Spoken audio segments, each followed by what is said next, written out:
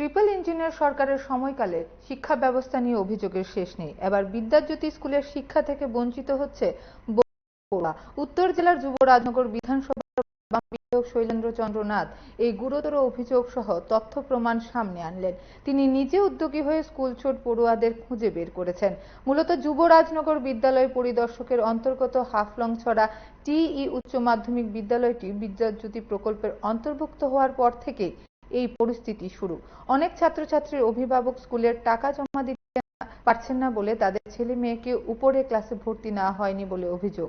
এদিন বিধায়ক নিজে অনেক ছাত্রছাত্রীর নামধাম সহ যুবরাজনগর বিদ্যালয় পরিদর্শকের সাথে দেখা করেন। দাবি জানান ওইসব পড়ুয়াদের যেন অবিলম্বে স্কুলে ভর্তি করানো হয়। সংবাদ মাধ্যমকে প্রতিক্রিয়া দিতে গিয়ে এই বিষয়ে বিধায়ক শৈলেন্দ্র চন্দ্র নাথ কি অভিমত ব্যক্ত করেছেন শুনুন। কারণ কি? কারণ হচ্ছে আজ থেকে 10 দিন আগে আমি এই এরিয়াতে এসেছিলাম একজন অসুস্থ রোগীকে দেখতে। এটাকে বাগানের পেছনে এখানে মুন্ডাটিলা বলে, তো যুগেন মুন্ডা। ওনাকে দেখার পর ওনার বাড়িতে দুটো বাচ্চা ছিল, ওদেরকে জিজ্ঞেস করলাম তোমরা কোন ক্লাসে পড়াশোনা করো। বলছে আঙ্কেল আমরা তো পড়াশোনা করি না, আমরা হাফলং টিএসটির যে বিদ্যাজ্যোতি স্কুল রয়েছে ওই স্কুলে পড়তাম, লেকিন স্কুলের ফি দিতে পারি না বলে আমাদের এবছর অ্যাডমিশন হয়নি। হেডমাস্টার মশাই আমাদেরকে বলেছেন পার্শ্ববর্তী স্কুলে যাতে আমরা ভর্তি হই। পার্শ্ববর্তী স্কুল বলতে এখানে রয়েছে শ্রীপুর এবং শ্রীভূমি। ওই স্কুল দুটি তোরা গিয়েছিল, ওখানে বলেছে আমাদের পর্যাপ্ত ক্লাস নেই, সেই জন্য আমরা তোমাদেরকে ভর্তি করব না, যার ফলে তারা পড়াশোনা বন্ধ করে বাড়িতে বসে রয়েছে।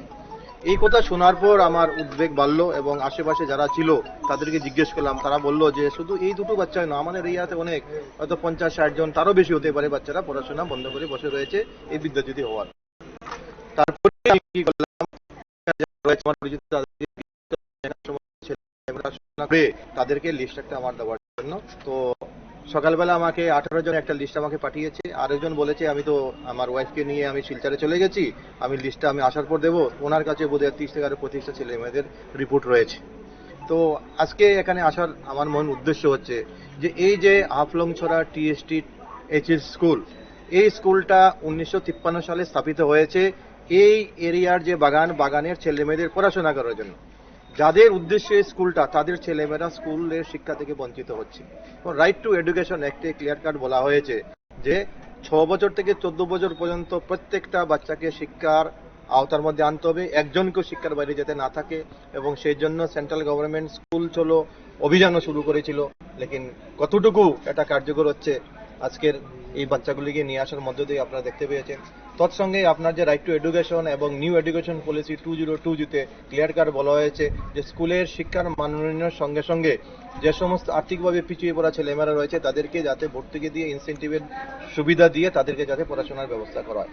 তৎসঙ্গে এটাও বলা হয়েছে রাইট টু এডুকেশন অ্যাক্টে যে সমস্ত প্রাইভেট স্কুল থাকবে প্রত্যেকের জায়গাতে 25% সিট রিজার্ভ থাকবে পুয়ার পেশেন্টের জন্য। সেটার ব্যাপারে তো আমাদের এখানকার কেউ এখন খোঁজখবরই রাখে। শিক্ষা টোটালি একটা বাণিজ্য হয়ে দাঁড়িয়েছে এবং গরিব গ্রামের ছেলেমেয়েরা শিক্ষা থেকে বঞ্চিত হচ্ছে।